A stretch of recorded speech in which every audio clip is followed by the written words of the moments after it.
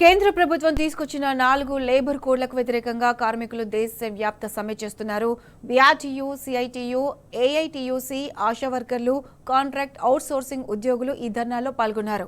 కేంద్రం తెచ్చిన లేబర్ కోడ్ల వల్ల కార్మికులకు నష్టం తప్ప ఎటువంటి ఉపయోగం లేదని కార్మికులు ఆగ్రహం వ్యక్తం చేస్తున్నారు. నిరవధిక సమ్మెకు దిగుతామని హెచ్చరిస్తున్నారు కార్మికులు. మరింత సమాచారం మా ప్రతినిధి అరవింద్ అందిస్తారు. బాగిలింగంపల్లిలోని ప్రతి ఒక్కరు అంటే కార్మిక సంఘాలు సిఐటియు ఆధ్వర్యంలో కూడా నిమ్స్ లో పనిచేస్తున్న కాంట్రాక్ట్ ఉద్యోగులు కూడా పెద్ద ఎత్తున పాల్గొన్నారు. 4 లేబర్ కోడ్లకు వ్యతిరేకంగా కూడా నినాదాలు ఇస్తున్నారు. మనతో సిఐటికి సంబంధించిన వాళ్ళు ఉన్నారు, వారు రెడీ తెలుసుకున్నారు. సార్ చెప్పండి, ఎందుకు ధర్నా చేస్తున్నారు? అసలు ప్రధానమైన కారణాలు ఏంటి? కేంద్రం తెచ్చిన 4 లేబర్ కోడ్లు చాలా దారుణము. కార్మికులకు ఇది చాలా అన్యాయం చేస్తున్నట్టుంది. కేంద్ర ప్రభుత్వము 8 గంటల పని దినాన్ని 12 గంటలుగా మార్చింది. ఇంకా కనీస వేతనం 26,000 ఇవ్వాలని, 4 లేబర్ కోడ్లను రద్దు చేయాలని నిమ్స్ నుంచి మొత్తం కార్మికులమంతా ఈ దేశవ్యాప్త సమ్మెకు పాల్గొన్నాం. 4 లేబర్ కోడ్లను వెంటనే రద్దు చేయాలన్నా. 4 లేబర్ కోడ్ల వల్ల మొత్తం కార్మికులకు గానీ కర్షకులకు గానీ ప్రతి ఒక్కరికి చాలా అన్యాయం జరుగుతుంది. దీనివల్ల దాంట్లో ఈఎస్ఐ గానీ పిఎఫ్ గానీ చాలా లొసుగులు ఉన్నాయి. ఈ 4 లేబర్ కోడ్ల వల్ల వర్కర్ మటుకు చాలా లాస్ లో పోతున్నాడు.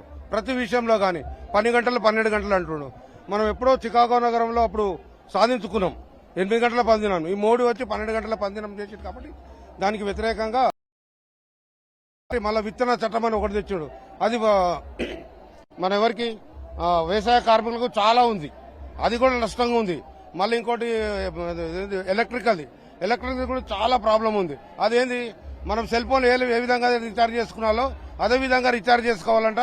దానివల్ల మొత్తం ప్రజలంతా చాలా ఇబ్బందులు ఎదుర్కొంటారు. కాబట్టి ఇదంతా ఏం చేస్తుందంటే మోడీ గుజరాత్, అంబానీ గుజరాత్, ఆదానీ గుజరాత్, వీళ్ళంతా అమిత్ షా గుజరాత్, వీళ్ళంతా వాళ్ళదే చదువుకుంటున్నారు. కాబట్టి ఇక్కడ ప్రజానీకానికి మాటకి ఏం చేయట్లేదు. మోడీ వచ్చి నుంచి వెనుకబడ్డ కార్మికులకు గానీ ఎక్కడ గానీ ఉపాధి హామీ పథకం గానీ చాలా అది చేస్తున్నాడు. కాబట్టి దీనికి వ్యతిరేకంగా రోడ్ల మీదకి జనాలు ఇండియా లెవెల్లో మొత్తం చాలా మంది 30 కోట్ల మంది వచ్చారు. ఈ రోజు దేశవ్యాప్తంగా అన్ని ట్రేడ్ యూనియన్స్ ఆధ్వర్యంలో సార్వత్రిక సమ్మె జరుగుతుంది.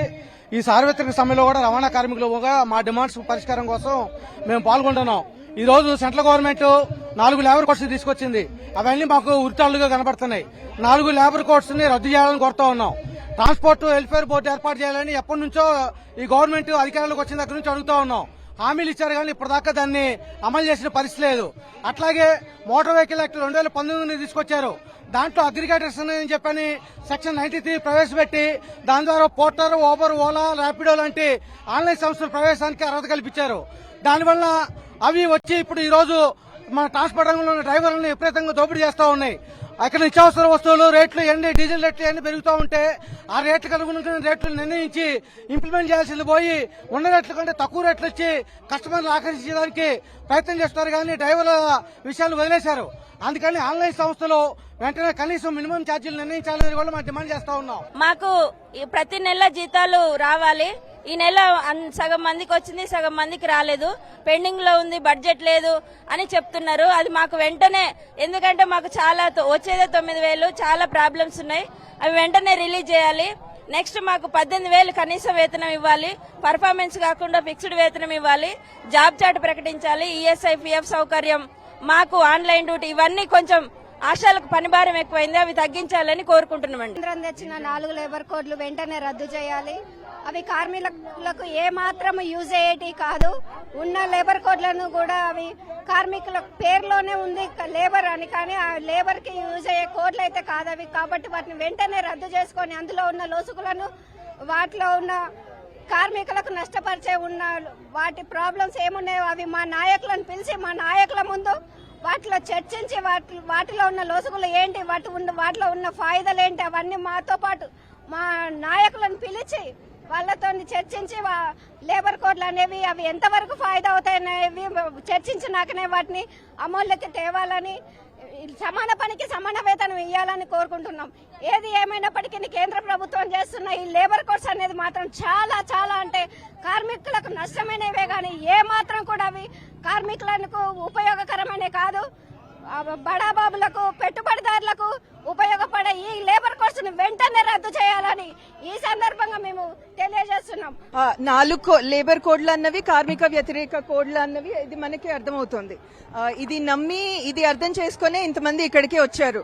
కానీ ఇప్పుడు ఈ కాల్ ఇచ్చిన తర్వాత ఫిబ్రవరి 12వ తారీఖున కాల్ ఇచ్చిన తర్వాత కూడా ఏదైతే మోదీ ప్రభుత్వం ట్రంప్ మోదీ డీల్ ఏదైతే చేసిందో 400 మిలియన్ 4,000 కోట్ల పైన ఏదైతే ట్రంప్ డీల్ చేసిందో దాంట్లో కూడా లేబర్ కోడ్ల ఆధారంగా అంటే లేబర్ కోడ్లలో ఎలా అయితే కార్మికులని పీడించి మళ్ళీ వాళ్ల ద్వారా ప్రాఫిట్లు ఎక్కువ చేసుకోవడానికి లాభాలు ఎక్కువ చేసుకోవడానికి వాళ్ళకి ఇక్కడ ఇంకేమీ దారి లేదు.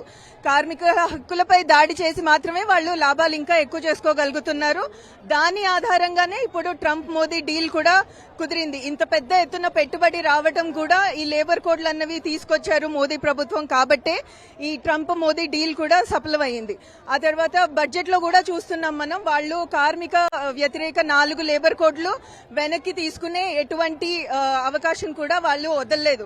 బడ్జెట్ అంతా కూడా ఈ లేబర్ కోడ్ల పైనే డిపెండ్ అయ్యి ఉంది, లేబర్ కోడ్ల పైనే ఆధారపడి ఉంది. వాళ్ళు వెనక్కి తీసుకోవట్లేదు అన్నది మనకి ఖచ్చితంగా అర్థమవుతుంది.